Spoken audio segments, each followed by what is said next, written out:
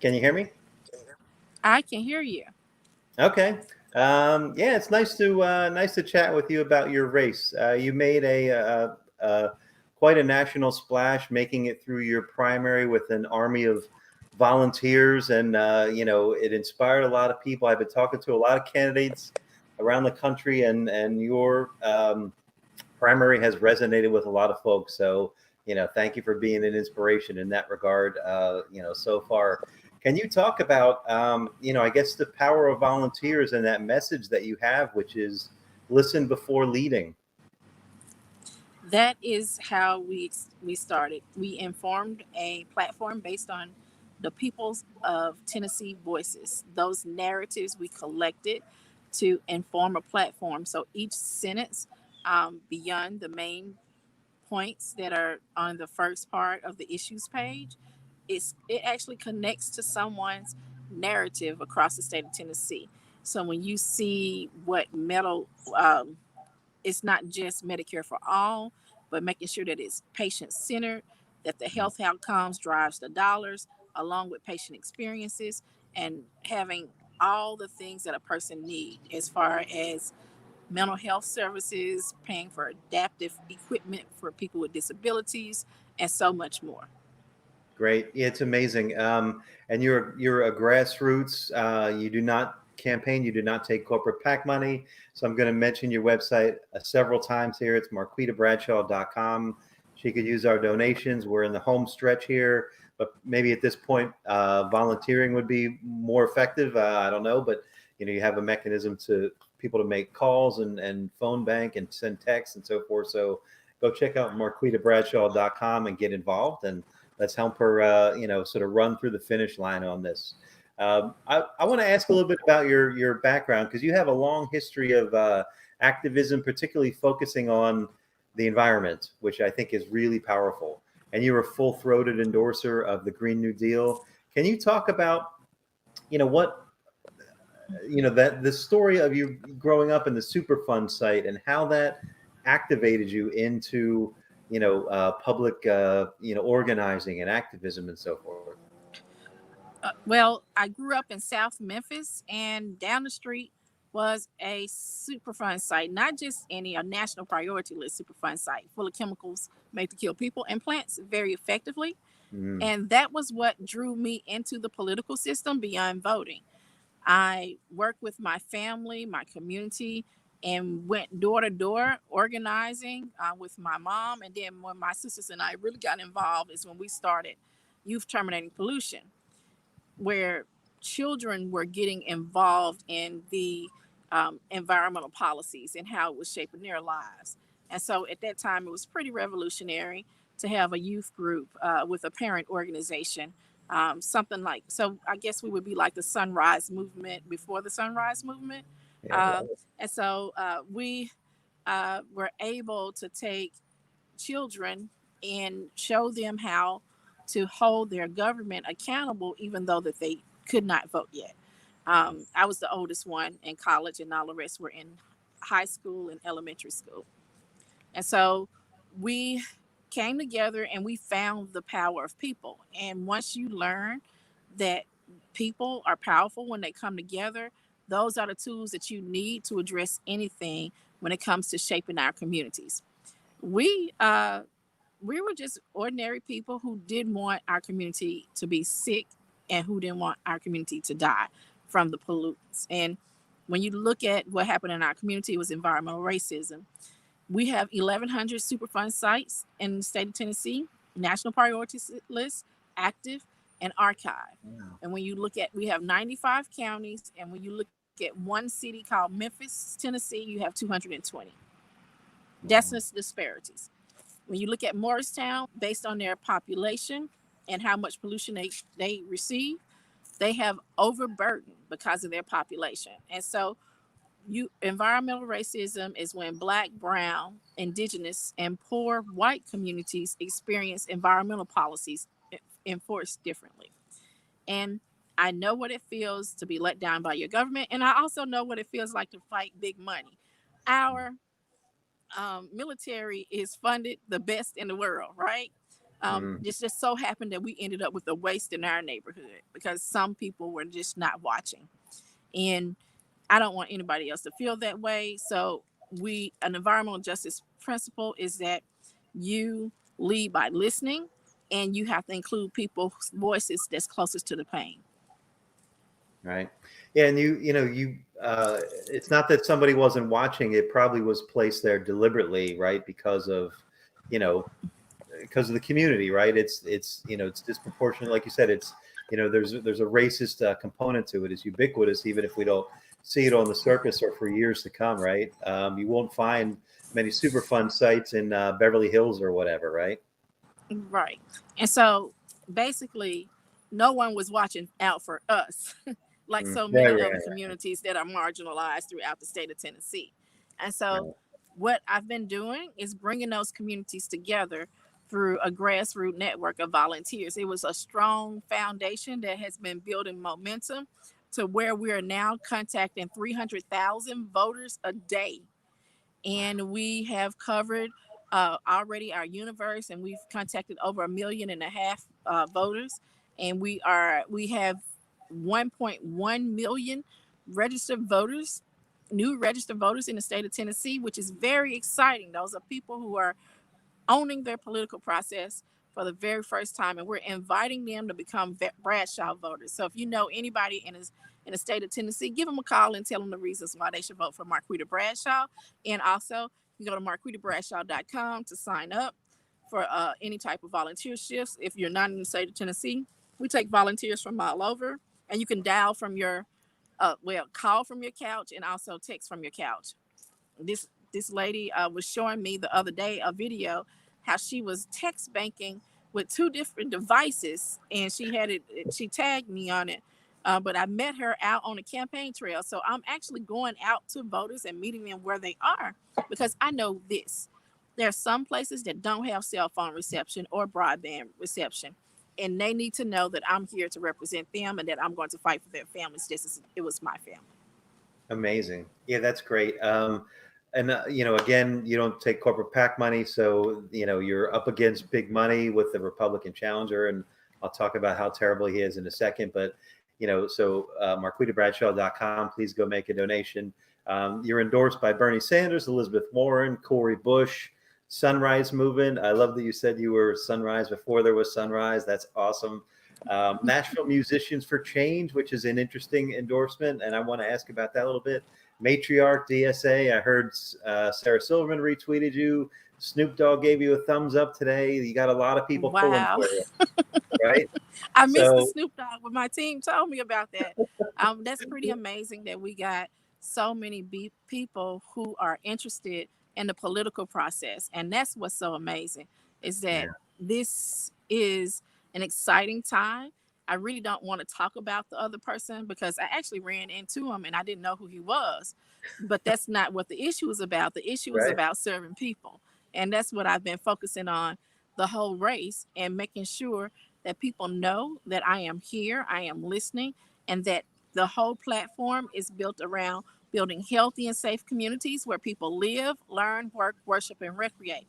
To say I'm just an environmentalist, it kind of negates what it means, how our communities are developed. You cannot talk about the environment without talking about development and infrastructure, without talking about jobs, without Right, talking about education. And so we right, can't continue to send monolithic leaders to the U.S. Senate. And we have to keep making sure that working people have a true voice. And a person like me who actually experienced the issues, it's different when I say we need $15 an hour when I make less than $15 an hour. And I work full time and I struggle to keep the things that I need. It's different when you say we need Medicare for all, when I've experienced when we didn't have the American Affordable Care Act and we do now, and we still have the same type of gaps. We still have people who don't have medical care and a pandemic. It's different when I say we need an environment with a just transition, because I've lived in that fence line polluted community that they talked about on the debate last night. yeah, And so I know I have a vested interest in making sure communities that's like mine, who have had industries based on pollution and pain, have a just transition away from those, where we can have industries that rebuild our communities, make sure every household has broadband, make sure every household has clean water, clean air, and of course clean soil, because nobody can eat if we don't have clean soil, right? Right. Yeah. Yeah, that's amazing. I was going to ask you about much of that stuff. Let me just say, and we don't have to get into it too much, but your opponent takes corporate PAC money, right? So he's a Trump sycophant, and he takes corporate PAC money. So on all the things that you're saying, not only is he, obstructing it, he's actively working against those things because he's paid to work against those things, bribed, right? So you are not, right? So suffice to say, I'll leave it there. MarquitaBradshaw.com, make a donation. You hit on a lot of things right there. Can you talk about, and you're experiencing them firsthand. So, the difference being, you're not paid by a corporation to fight against a living wage, let's say, right? Just the opposite. You're an authentic advocate because you've lived those experiences, right? You already touched on the intersectionality of racism and all of these issues, right? And that's baked into the Green New Deal, the just transition, and so forth. Can you talk? I mean, I guess maybe we've talked a little bit about the Green New Deal already, but can you talk maybe about investments that you would like to see in the state of Tennessee, kind of sort of through that sustainable Green New Deal prism? Look, we have to have industries that actually build up our communities. When it starts with our water delivery system, it's just old, and our sewage is just some places is going straight into creeks, rivers, and streams and stuff, and that's not what we want. We want to make sure that we have a closed loop system so we can actively use whatever kind of energy that can be captured from that, and so it won't go into places that can make our environment sick, because when you have a sickly environment, you have sickly people. Right. We want to make sure that our energy infrastructure actually clean, renewable energy, because it's not freedom when people have to go to work to put food on the table and a roof over their head, and they're polluting their community at the same time. When you look at communities all over Tennessee, it's important for everybody to have healthy and safe communities where they live, learn, worship, and recreate. Um, when you look at where playgrounds are in Tennessee, you see some counties that have zip lines and mountain views, and some that have playgrounds with a nice little slide and coal ash behind it. And that's the Mm, kind of disparities that I am fighting for. I want to make sure that everyone in Tennessee has a healthy and safe community, and that we build around that, making sure that we have strong local economies, and making sure that small business get the support, not only in a pandemic, but also to help communities that have been disenfranchised from the economic system have the support services that they need to begin to have a piece of this American dream also. love it. Oh, I love it. The Tennessee Valley Authority is in your state, obviously, the TVA. That can be a model, of success. Can you talk about the success of that? What your feelings are on that, and how we can replicate that. Well, there's some mixed feelings with TVA. We have to call them to the carpet too. Like right now, they're outsourcing jobs, and they're a publicly traded utility, and it is like the CEO pay versus what people get paid. That's doing the work every day is just astronomical, and so we have Right. to call them on the carpet for that. And we need to let them know that they still are accountable, because they are a public utility company. And they also could be making more investments to renewable clean energy. There's some dams that need to be re, rebuilt because they're getting old and crumbly across Tennessee, and just moving towards not depending on fossil fuels and nuclear.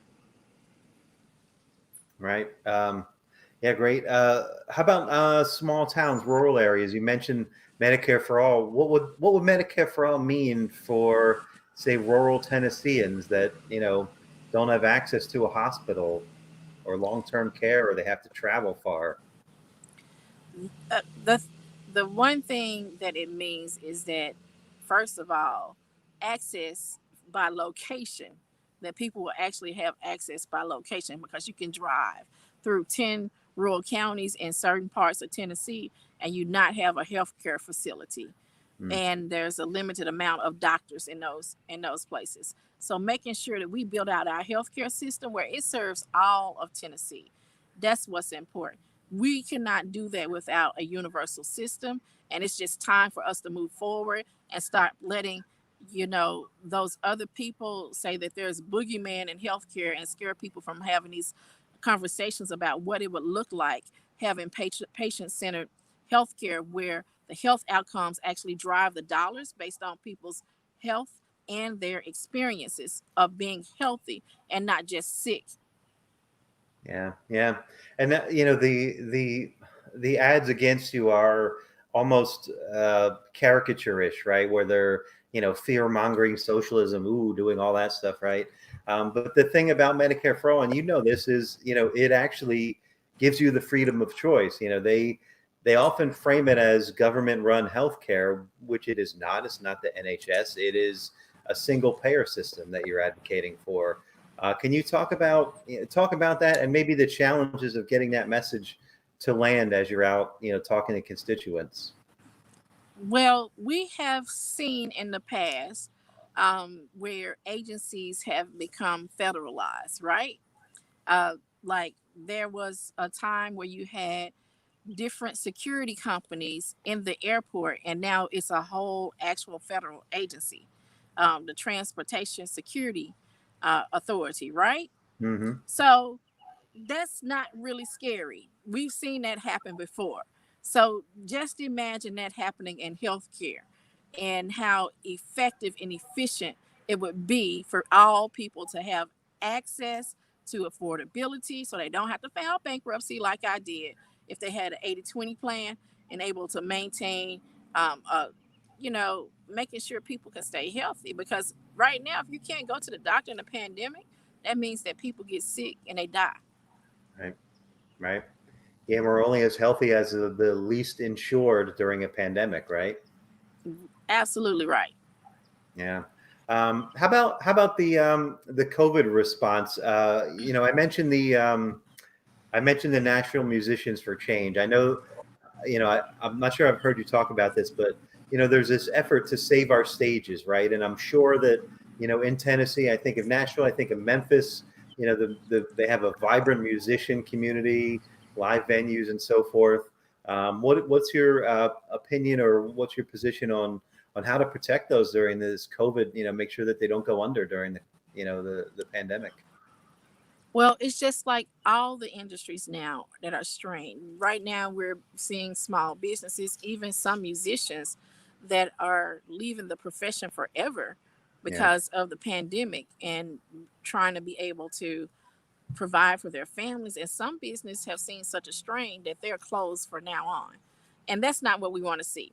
We Yeah. need to make sure that not only musicians, but working people all across Tennessee have the support that they need to get through the pandemic by making sure the stimulus package actually reflects the needs of the communities, the small business owners, the musicians, and all the other non traditional people who have been left out of the system because they are self employed, still have not got a first stimulus check. And so people who don't know or don't have friends like I do, who I know musicians, I know people who are self employed or have a small business, then they don't represent them. They represent the Wall Street. They were able to say Wall Street 3 times within 48 hours. And we don't even know the price tag of that. But when it Yeah. comes to people, they were measly able to put together one stimulus package. And it's just time out for politicians to be only ultra rich in our U.S. Senate. It's time to make sure it's diverse. And it's also time to make sure that working people have a true voice. Love it. Yeah. And again, just anecdotally, your opponent would have voted against, if he were in the Senate. Judging by his platform, he would have voted against the HEROES Act, although it hasn't even been brought to the floor. I want to pull up your website just for a quick second, marquitabradshaw.com. Again, she does not take corporate PAC money, so she needs our donations. Click here to donate. You can volunteer. All of her issues are outlined here. Her history is outlined here.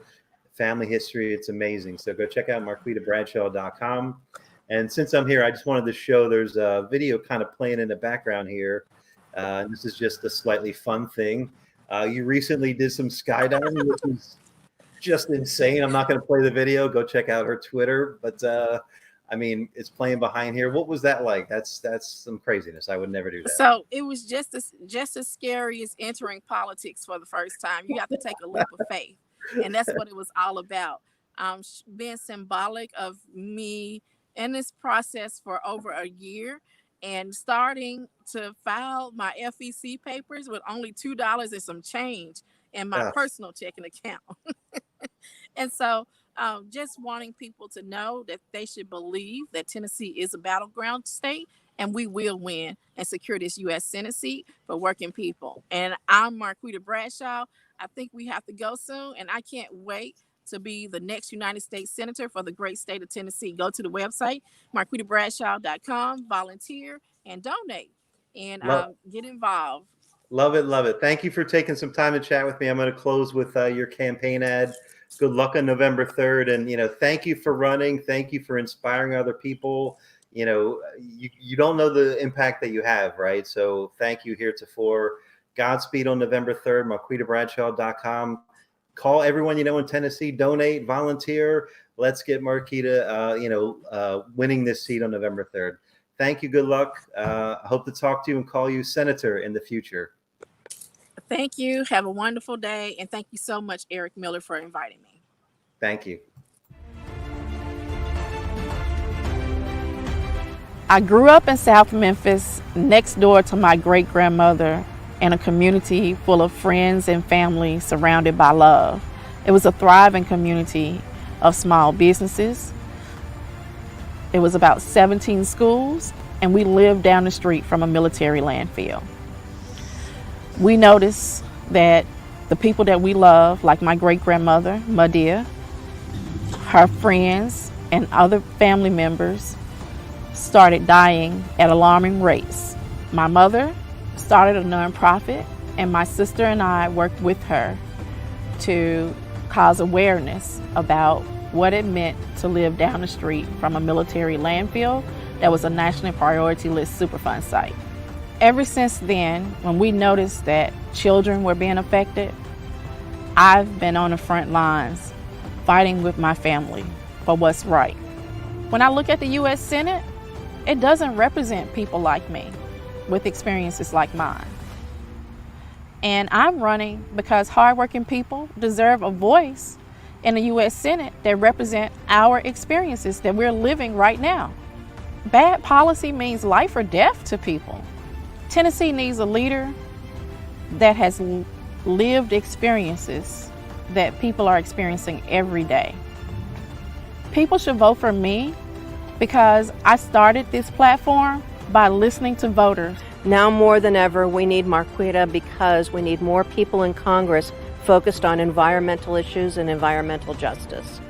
Marquita is the right choice because she is a voice for the people. It's time for Tennessee to have healthy and safe communities for all.